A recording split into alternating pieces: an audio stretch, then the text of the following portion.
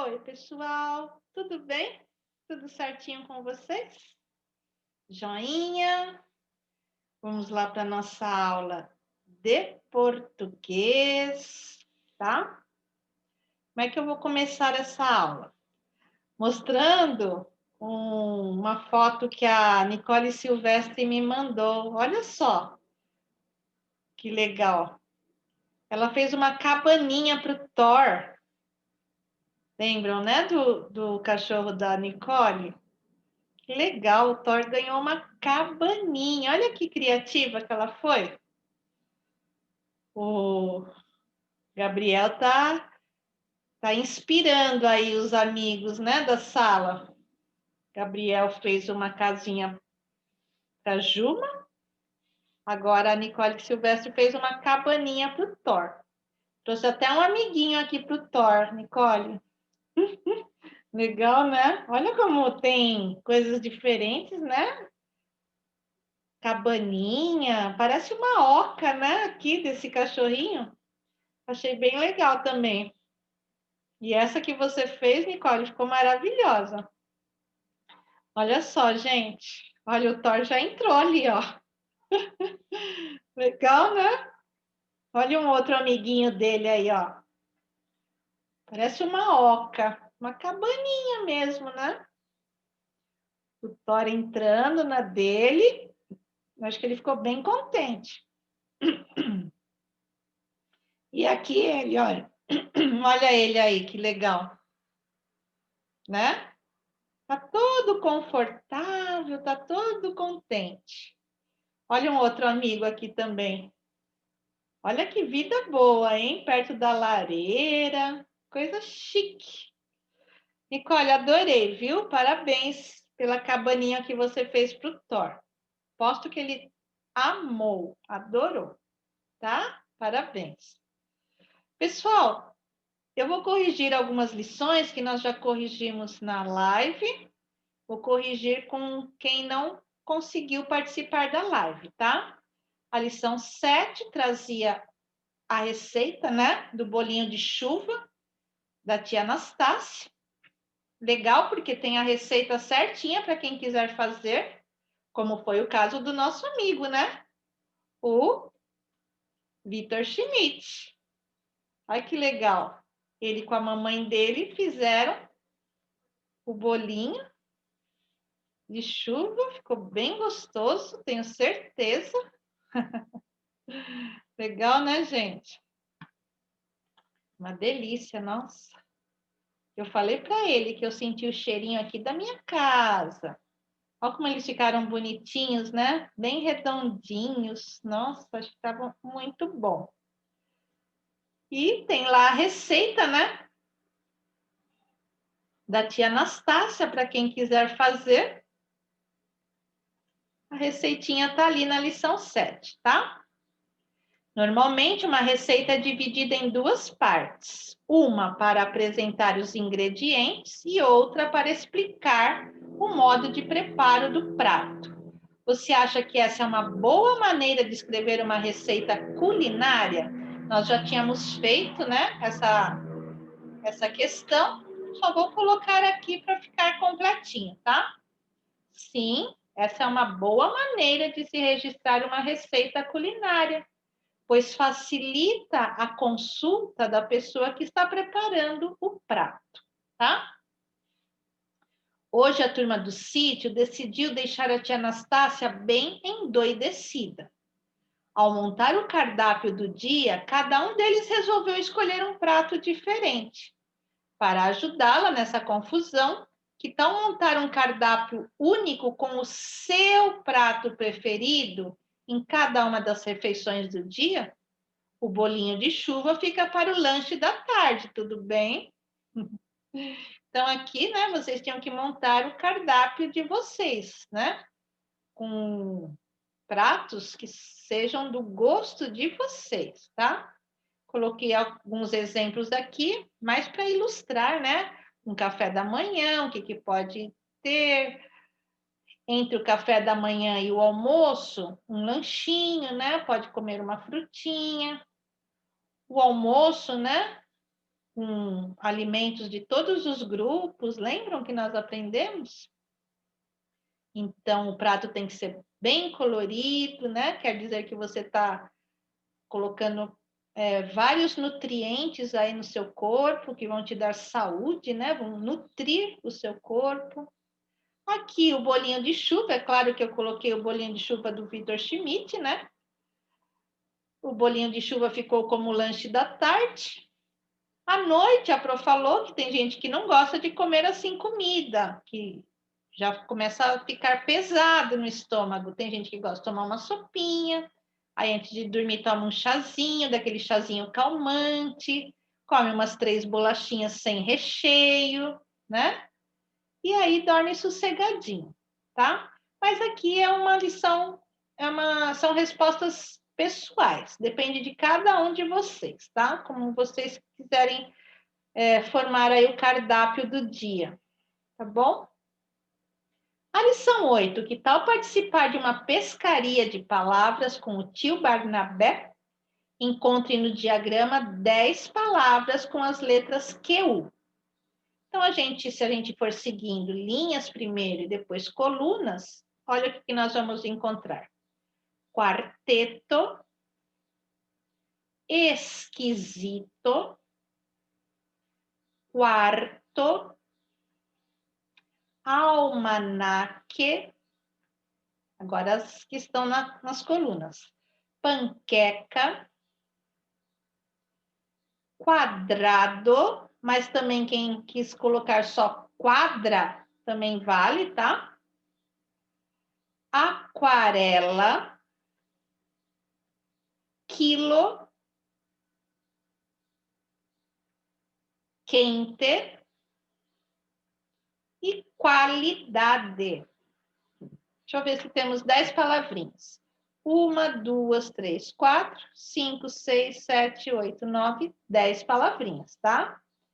Se vocês fizerem assim, cada uma de uma cor diferente, fica bem bonita a lição, né? Só que a pintura tem que ser muito suave por dentro, senão você cobre a escrita. E aí não dá para ler o que está escrito por baixo, tá? Escolha 2 palavras. Então, estou pedindo para vocês escolherem apenas 2 palavras dessas daqui. O que eu fiz?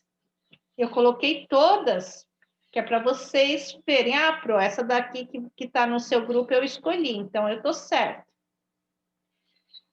Escolha 2 palavras do diagrama, observando o que se pede. No grupo QU, quando a letra U é pronunciada. Então, a letra U é pronunciada nessas 5 palavrinhas aqui, ó. Tá vendo como eu ouço o som do U? Quarteto, quarto, quadrado, aquarela e qualidade. Eu ouço o som do U em todas essas palavrinhas aqui com o QU, tá? E aqui, palavrinhas com QU, em que a letra U não seja pronunciada. Não vou ouvir o som do U.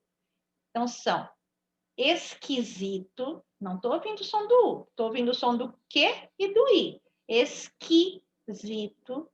Almanaque. Panqueca. Quilo e quente. Se fosse para eu ouvir o som do U, seria esquisito. Não existe. Almanaque não existe. Panqueca, quilo, quente. Tá vendo? Eu não ouço o som do U, senão ficaria completamente esquisito, né? Então, aqui, vocês teriam que pegar uma dessas palavras, escrever aqui, e uma dessas palavras, escrever aqui. Com essas 2 palavras, vocês formariam uma única frase bem criativa, tá? Tomara que vocês tenham feito frases bem legais aí. Lição 9. Quindim está propondo um desafio. Você é capaz de descobrir a palavra secreta? Para isso, basta seguir as pistas abaixo. Então, olha só, a palavra secreta. Então, nós temos todas essas palavras aqui. O que eu perceber que já está fora da brincadeira, né? Fora do desafio, eu já vou fazendo um risquinho, porque assim eu não vou me confundir. A palavra secreta, ela não começa com vogal. Ela não começa. Então, quer dizer que aqui, as palavras que eu tenho que começam com vogal, eu já vou tirar. Ó, imaginação começa com vogal. Ágil começa com vogal. Agente começa com vogal. Então, essas três já saíram, tá? Porque a palavra secreta, ela não começa com vogal. Outra dica. A palavra secreta, ela não é de sílaba. Ela não tem somente 2 sílabas. Então, eu vou tirar as dissílabas. Vou tirar língua, vou tirar sangue, tá? São as 2 dissílabas aí que ainda estavam no jogo. A palavra secreta, ela não é nome de pessoa. Então, já vou tirar aqui Gabriela. Gabriela é nome de pessoa. E a palavra secreta não é nome de pessoa. A palavra secreta tem 2 letras na primeira sílaba. Deixa eu ver. Guaraná, guá.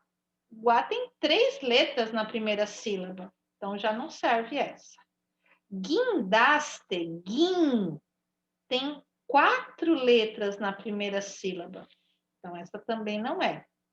Guerreiro, tem o G e mais um R que vai ficar com esse E. Tem 4 letras na primeira sílaba. Também não é.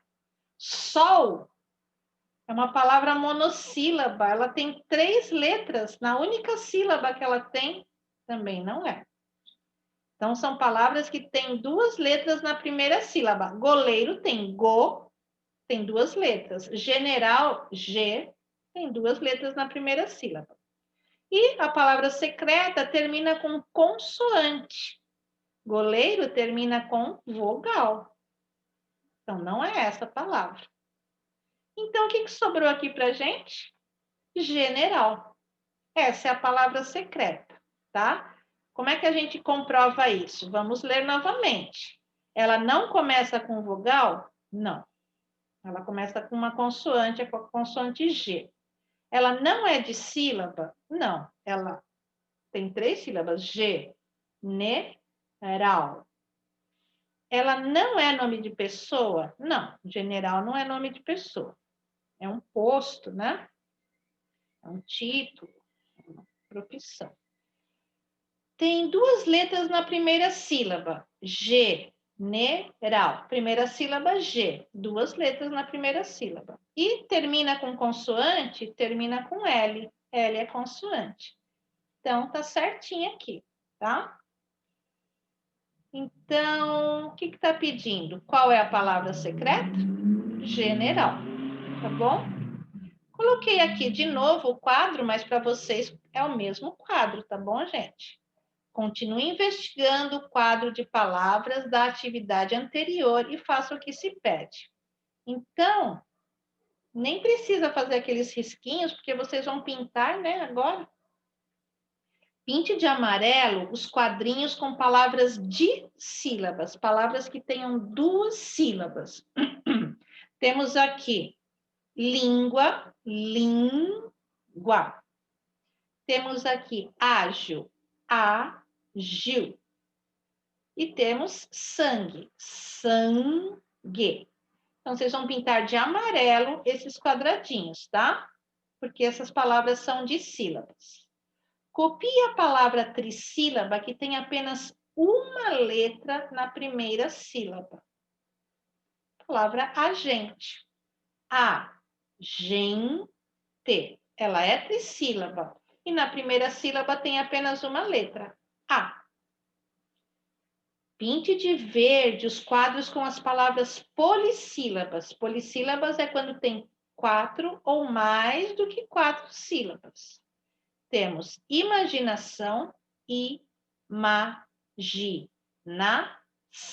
5 sílabas. E temos Gabriela, Gabriela, bri, lá. 4 sílabas, tá?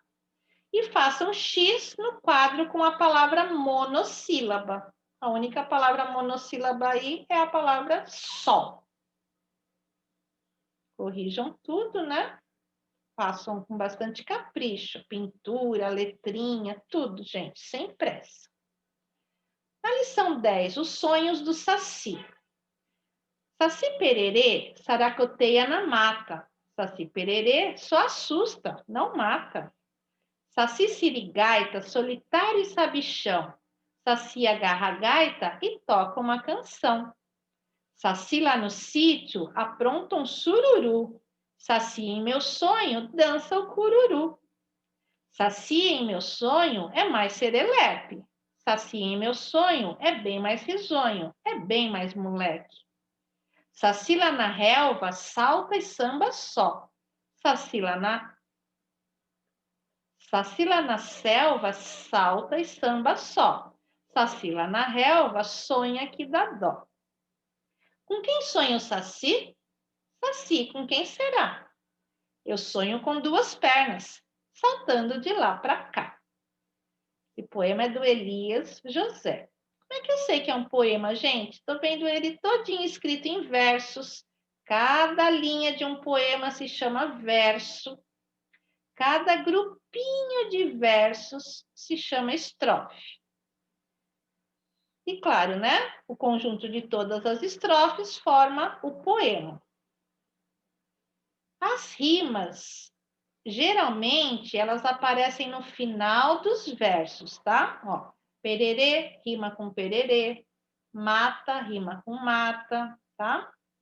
Sururu rima com cururu, sabichão rima com canção, sirigaita com gaita, sonho com risonho, serelepe com moleque, selva com relva, só com dó, tá? Então, as rimas aparecem geralmente no final dos versos. E então, gostou do poema? Assinale apenas as informações que são próprias desse gênero textual. Que gênero textual é esse? Poema, tá? Um poema, ele é escrito em versos organizados em estrofes? Verdade isso. Então, essa informação está correta. Cada linha de um poema chama-se verso, correto? Num poema, as palavras costumam rimar no final dos versos, correto?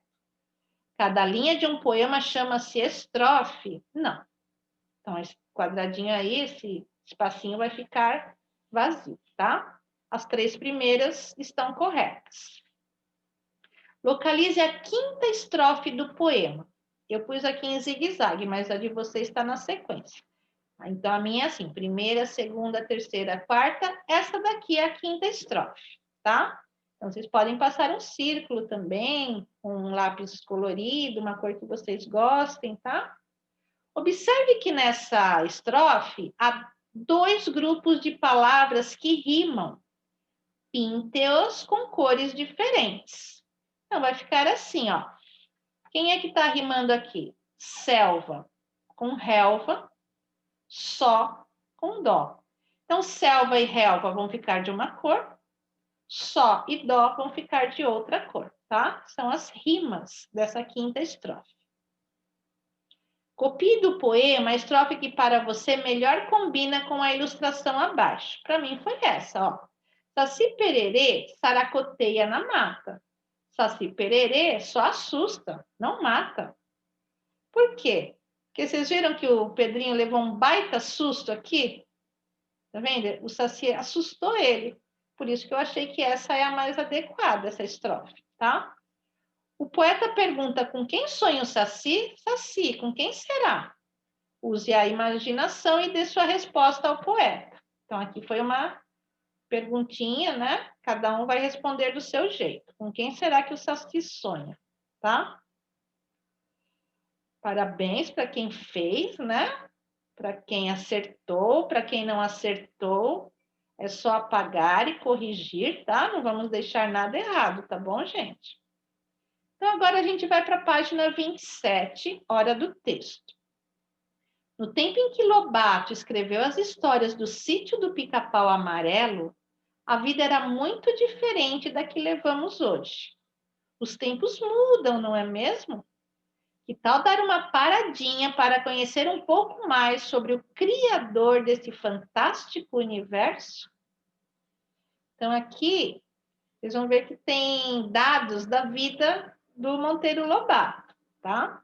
Lobato, o provocador da fantasia. Então, a gente vai seguir, é como se fosse uma linha do tempo, tá? A gente vai seguir aqui, ó, parte 1. José Bento Monteiro Lobato nasceu em 18 de abril de 1882, na cidade de Taubaté, em São Paulo. Quando criança, costumava passar parte de suas férias na fazenda Buquira, da família, na Serra da Mantiqueira. Lá, o menino Juca, como gostava de ser chamado, apreciava contemplar a mata e o ribeirão apoiado na porteira da fazenda. Então, aqui está mostrando, né, como que era a fazenda. Aqui é caricatura, né, do Monteiro Lobato. No ribeirão, Joaquina, uma ex-escrava, era observada por Juca enquanto pescava lambaris, traíras e outros bichinhos com uma peneira. Dessa inspiração surgiria mais tarde a tia Anastácia, tá? Então, de uma funcionária que tinha lá na casa, né? Serviu como inspiração para que ele criasse a personagem da tia Anastácia. Então, já passamos aqui nessa linha do tempo pela parte 1, pela parte 2, parte 3. Aqui está escrito, Narizinho Arrebitado é a primeira história que Lobato escreveu para crianças. Antes ele escrevia para adultos, tá? Aí depois ele começou a escrever para crianças.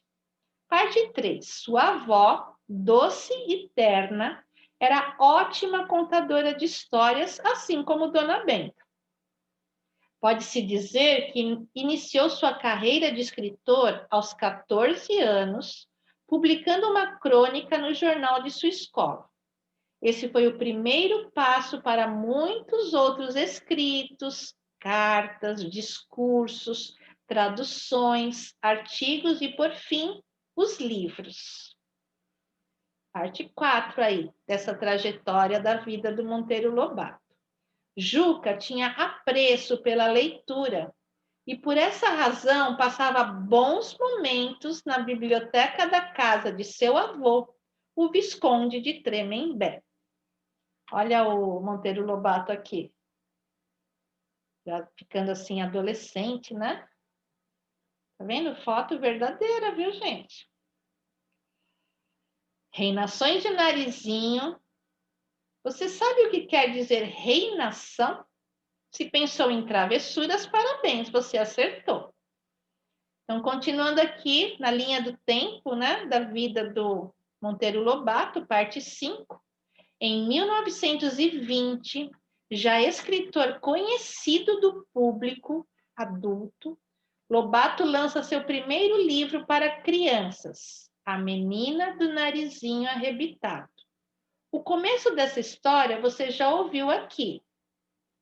O Monteiro Lobato ele era casado com uma mulher chamada Purezinha, de pureza, né? Casado com Purezinha, teve 4 filhos e tornou-se reconhecido na literatura infantil por suas publicações e histórias do Sítio do Pica-Pau Amarelo. É considerado o pai da literatura brasileira. Isso se explica porque antes de Lobato, as histórias lidas pelas crianças daqui vinham da Europa e não apresentavam costumes próprios da nossa terra. Sem falar que eram escritas numa linguagem um pouco difícil de entender, muito rebuscada para as crianças. A chegada de suas histórias, que uniam realidade e fantasia num cenário bem brasileiro, cativou de imediato o público infantil. Lobato morreu em 1948, mas suas histórias continuam vivas, encantando a todos a cada nova leitura. Então, vocês viram por que a gente comemora o Dia do Livro Infantil no dia 18 de abril? Porque é uma homenagem para o Monteiro Lobato, porque ele nasceu nesse dia, tá? Uma frase muito famosa do Monteiro Lobato: um país se faz com homens e livros, tá? Muito famosa essa frase. Então, aqui a gente ficou sabendo um pouquinho, né, da vida do Monteiro Lobato, numa ordem cronológica, desde criança, passou pela adolescência, fase adulta, até chegar na fase da morte dele, infelizmente. O texto que você acabou de ler, no formato de uma linha do tempo, é uma biografia.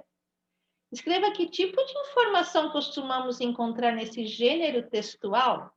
Biografia, gente, olha o que quer dizer. Uma biografia, ela descreve a vida de uma pessoa. Essa pessoa geralmente é uma pessoa notável, né? Uma pessoa importante, bem conhecida. Nela, ou seja, na biografia, os fatos que são fatos reais da vida da pessoa costumam ser narrados numa sequência cronológica, né? Desde pequeno até a idade, né, em que ele estiver, né, a última idade dele, no caso aí do Monteiro Lobato, ele chegou até a fase de idoso, né?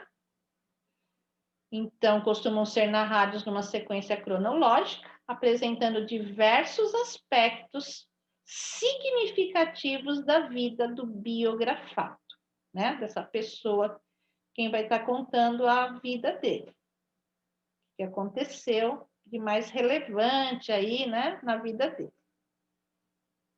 Então, isso que é uma biografia. Exercício 2. Lobato inspirou-se em seu tempo de criança para criar algumas personagens do sítio do Pica-Pau Amarelo. Será que você as identifica? Ligue-as corretamente. Então, eu acho que vocês poderiam pausar um pouquinho o vídeo e ligar com o dedinho primeiro. Então, vocês vão olhar para a personagem e vão ler essas características e vão ver, nossa, essa personagem aqui, o mais adequado para ela são essas características aqui. E aí você liga com o dedinho. Aí, quando a gente corrigir, você pode ligar com lápis colorido, tá? Vocês vão precisar de 3 cores: o vermelho, o azul e o verde, tá? Então, vamos lá. Pode pausar um pouquinho. Pronto? Então, aqui, ó, a gente está vendo quem é essa personagem, a tia Anastácia. Uma ex-escrava serviu de referência para a minha criação. Lobato gostava de observá-la pescar. Então, essas são características de quem? Da tia Anastácia. Agora, a dona Benta. Eu me pareço com a vovó de Lobato. Assim como a terna senhorinha, conto muitas histórias. Então, são características da dona Benta. E fui inspirado em um professor e no avô de Juca, conhecido por Visconde de Tremembé. Essas características são do Visconde de Sabugosa, tá? Usem cores diferentes para não ficar tudo misturado. Se ficar ligando com lápis de lição, fica confuso, tá? Lição de ligar, sempre é bom ligar com cores diferentes.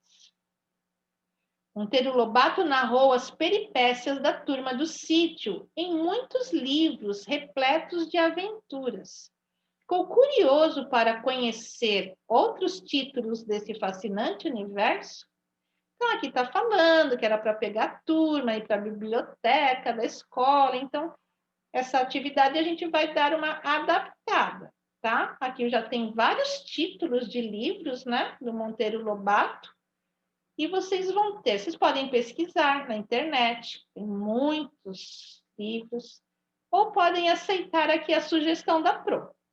Eu coloquei alguns aqui, ó. Tem que pôr o título do livro, que é com letra maiúscula, e tem que pôr na outra coluna o nome da editora, onde é que foi feito esse livro, tá? Que também, nome de editora também é com letra maiúscula. Então, coloquei um aqui, ó, que a gente já até conhece a história, O Saci. Esse livro que eu coloquei é da editora Globinho. É esse daqui, ó. Coloquei a capa do livro para vocês verem, tá? Um outro livro é O Mês de Abril, que a gente já sabe, né, também o que acontece, além de ser o aniversário do Pedrinho, né? Aniversário do Breno também, né, Breno? No mês de abril. Também eles tiram aquelas férias de lagarto, né, gente? Então, também, esse livro é da editora Globinho. Coloquei a capa dele aqui para vocês darem uma olhada. Temos também Memórias da Emília, também da editora Globinho, né? E temos Histórias de Tia Anastácia, também da editora Globinho, tá? Então, coloquei alguns exemplos aqui para vocês, mas vocês podem ficar à vontade e procurar outros títulos, né? Na internet tem bastante. Outros títulos de livros escritos, né? Que as histórias foram escritas pelo Monteiro Lobato, tá? Uma personagem que também vive no sítio do Pica-Pau Amarelo, bem conhecida de todos nós, pouco apareceu por aqui. Você sabe de quem estamos falando? O nome dela está embaralhado no quadro. Organize-o e depois escreva algo que você saiba sobre ela. Então, dá uma pausadinha aí, eu acho que está fácil de vocês descobrirem o nome dessa personagem. Vamos lá, pode pausar. Pronto? Claro que é a Emília, né, gente? Essa sapequinha, né? O que a gente poderia escrever? Vocês podem escrever do jeitinho de vocês, o que vocês já sabem sobre a Emília. Eu peguei, sabe o quê? O que está escrito naquelas cartas lá do final do caderno, que vocês pegaram para montar o jogo Lobatices no Sítio. Eu peguei aquelas características que estão lá naquela carta. Uma boneca feita de pano, com olhos de retroço preto e sobrancelhas lá em cima. É crítica, irreverente e mandona, tá? Pode ser o que está ali na carta, pode ser uma resposta pessoal, ou se vocês quiserem pesquisar também, fiquem à vontade, tá? Análise e reflexão sobre a língua. Ortografia, família de palavras. Então, ortografia é a escrita correta das palavras, tá? A turma do sítio adora brincar na varanda da casa de Dona Benta. Numa dessas ocasiões, Narizinho, Pedrinho e Emília inventaram uma nova brincadeira para passar o tempo durante as tarefas. Observe o início do jogo e veja se é capaz de entender as regras que as crianças criaram. Narizinho foi a primeira a jogar. Então, ela começou uma brincadeira assim, ó. Ela falou a palavra flor, e aí ela falou flora, o Pedrinho falou floreira, florido, eu acho que foi assim, ó. Ela começou, flor. Aí o Pedrinho falou, floreira. Aí a Emília falou, floricultura. Aí voltou lá para Narizinho, ela, flora. Aí o Pedrinho, florido. Aí a Emília, florir. Então, estão perguntando aqui para vocês, você percebeu como é que funciona essa brincadeira? Discuta com a turma quais são as regras desse jogo e escreva-as nas linhas abaixo. O que vocês perceberam aqui, gente? Que existe uma palavra inicial, né? E a partir dessa palavra, existem outras palavras que vêm dessa palavra. Quando vem dessa palavra, essas outras aqui, nós falamos que elas são derivadas. Elas derivaram dessa palavra inicial aqui. E aí, o que a gente percebe? Que essas outras palavras, elas usam a raiz, elas usam o começo dessa palavra, que foi a chefinha, né? A original aqui, palavra original, ó, flor. Flora também usa o comecinho, ó. Usa flor aqui. Floreira, usa flor aqui. Florido, usa flor aqui. Floricultura, usa flor aqui. Florir, usa flor aqui, tá? Então, esse comecinho a gente chama que fala que é a raiz da palavra. Essas outras palavras que derivaram da palavra flor, elas estão usando a mesma raiz dessa palavra, flor, tá bom?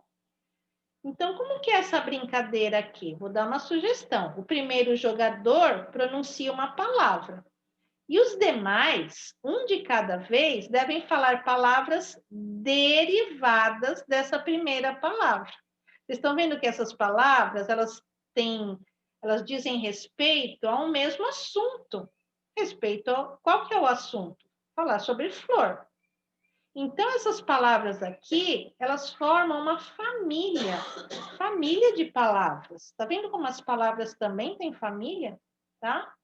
Então, tem que ter o mesmo sentido, tem que estar falando do mesmo assunto, tá bom? Não adianta colocar uma outra palavra que não tenha nada a ver, só porque começa com F, sei lá. Não tem nada a ver com o assunto sobre flor, tá? Para fazer parte da mesma família, não adianta só ter a raiz. Também tem que ter o significado, né? Tem que fazer parte dessa família. Se o assunto é sobre flor, tudo isso daqui, ó, também está relacionado com flor, tá? Flora, floreira, florido, floricultura, florir. Tanto é que eles falam assim, e se você estivesse fazendo parte desse jogo aí, você saberia dizer mais alguma palavra para continuar na brincadeira? Ainda tem mais algumas, tá? Então, vocês podem pesquisar aí, podem dar uma pausadinha no vídeo, pesquisar um pouquinho. Daqui a pouquinho eu também trago umas sugestões aqui. Vamos lá, pesquisa um pouquinho mais. Vamos lá. Olha as que eu trouxe. Também tem, se a gente quisesse continuar naquela brincadeira lá, junto com eles, com a Narizinho, com o Pedrinho e com a Emília. A gente poderia falar florista. Essa moça aqui, ela é uma florista, né? Ela está trabalhando com flores, gosta de mexer com flores, florescer, florestal, floricultor, né? Quem planta, quem cuida da plantação de flores, floresta. Então, essas são sugestões. Se a gente estivesse naquela brincadeira, a gente poderia sugerir essas palavras aí. Elas também têm a mesma raiz, elas também são derivadas da palavra flor. Ó, flor, flor, flor, flor, flor. São todas da mesma família, todas dizem respeito ao mesmo assunto, que é sobre flor, tá? Você percebeu que algumas palavras também têm famílias? Percebeu, né? Veja, por exemplo, o que acontece com a palavra mar. Olha que legal. Mar também tem, a partir desse radical aqui, né? Mar, dá para escrever marinha, maresia, mareante, marear, marítimo, marinheiro, marejar, maremoto, tá vendo? Todas essas palavras, elas dizem respeito a um assunto que é sobre o mar. Então, elas fazem parte de uma mesma família, tá? E como o comecinho, ó, como tem essa parte aqui, ó, que é o radical, então todas são da mesma família, tá? Agora é com você. Chame um colega para brincar com você. É claro que vocês vão chamar alguém de casa, né, gente? Observem a palavra-chave e, um de cada vez, registrem na tabela uma palavra daquela família. Se a tabela for preenchida, ponto para os dois. Se um de vocês não souber mais palavras, né? O ponto é do outro jogador. Preparamos 3 tabelas para sua diversão. Então, aqui, gente, as palavras que nós vamos ter que formar a família delas. As palavras são chuva, aí vocês vão pegar, né, esse radical, e a partir de chuva vocês vão formar chuve. Chuve, vocês vão formar outras palavrinhas, mas tem que ser palavras que existam, tá, gente? Não pode ser palavra inventada.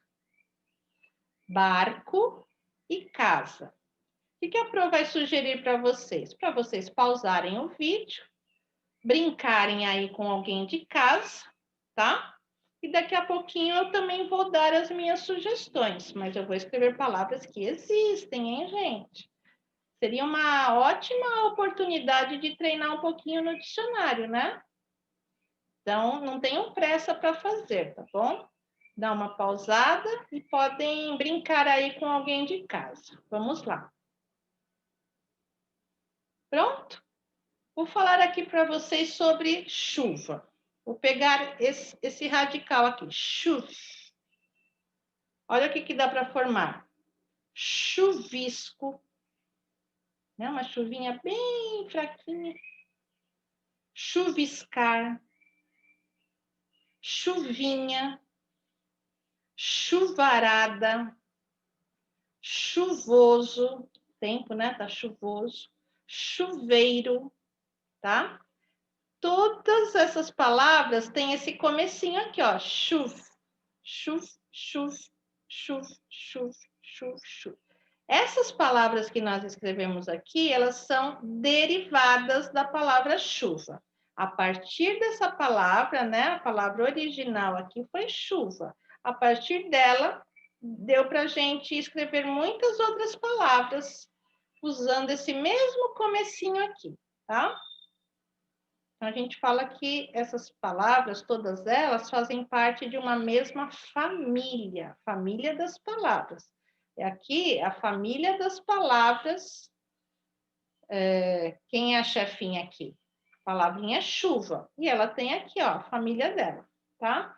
Aqui vocês podem pôr, vou bater palminha para todo mundo que participou, tá? Eu não sei quem que ganhou aí, ou se vocês querem só registrar, né? Então, vou bater palma para quem tentou, para quem tá resolvendo aí o exercício, tá bom? Agora, olha barco, gente. O que dá para formar? Vou usar esse radical aqui, barco. Dá para formar barquinho, barqueiro, barca, barcaça, que é um barco grande, embarcar, embarcação. Então, nem sempre o radical vai estar aqui no comecinho, ele pode estar aqui, ó, bar pode estar no meio também. O que importa é que tudo isso aqui diz respeito a um mesmo assunto, né? Uma coisa relacionada com barco, tá? Também, não sei quem foi o vencedor aí, vou só bater palmas para quem participou. E a partir da palavra casa, quem é que vai fazer parte dessa família? Família da palavra casa. Casinha, casarão, casebre, que é uma casa bem humilde, pequena, humilde, caseiro, casear. Casear é abrir aquela casinha para entrar o botão da roupa, sabe? O botão, ele não tem que entrar dentro de uma casinha. Então, isso daí, quando quem abre essa casinha, está caseando. Casear é abrir essa casinha, para o botão entrar. E caserna. Caserna é um alojamento para os soldados, né? Lá onde eles trabalham, tem alguns que dormem no trabalho, então caserna é um alojamento, tá? Então é isso, espero que vocês percebam, né? Quando que uma palavra forma família, né? Faz parte de uma mesma família aí. tem que ter dizer respeito ao mesmo assunto, né? E tem que ter esse radical aí, da palavra original. No caso, aqui é chuva, aqui é barco, aqui é casa, tá? Uma família de palavras, as palavras derivadas mantêm parte da grafia daquela que as originou. Foi o que a Pro falou, né? Pensando nisso, escreva as palavras que a professora vai ditar. Mas atenção, uma delas será intrusa. Será que você vai reconhecê-la? Então, olha, eu vou ditar essas palavrinhas aqui, ó. Cento, centena, centavo, centímetro, centopeia, sentido, centésimo e centenário. Então, eu vou dar um tempinho, vocês vão escrever. Na hora que vocês estiverem escrevendo, agora, só de eu ter lido, eu acho que vocês já perceberam qual que é a palavra intrusa. Uma palavra que não poderia estar aí, porque ela não pode fazer parte dessa família. Ela não está dizendo respeito ao mesmo assunto. Qual que é o assunto, gente? Falar sobre essa quantidade, a quantidade 100, tá? Então, vamos lá. Pausa um pouquinho e descubram qual é a palavra intrusa. Vamos lá? Descobriram, gente? A palavra intrusa, ela nem tá com a grafia sem se escreve com C, né? Ela nem tá com essa grafia de C. A palavra intrusa é a palavra sentido. Sentido não tem nada a ver com, não tem nenhuma relação com quantidade 100, tá?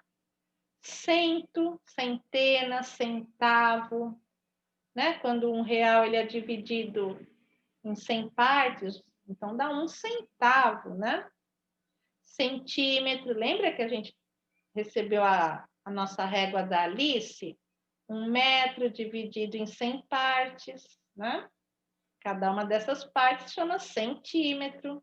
A centopeia, porque é aquele bichinho que nas historinhas, né? A gente lê muito a centopeia, que tem 100 perninhas. Agora, sentido tem nada a ver com 100. Centésimo tem, centenário, né? Um conjunto de 100 anos, um centenário. Então, essa daqui é a palavra intrusa, tá? E eles querem que explique, ó. Descobriu a palavra intrusa? Então, troque ideias com a turma. O que essa palavra tem de diferente das outras para não fazer parte da família lá do 100? Do grupo apresentado, a palavra sentido é a única que não tem relação com a quantidade 100.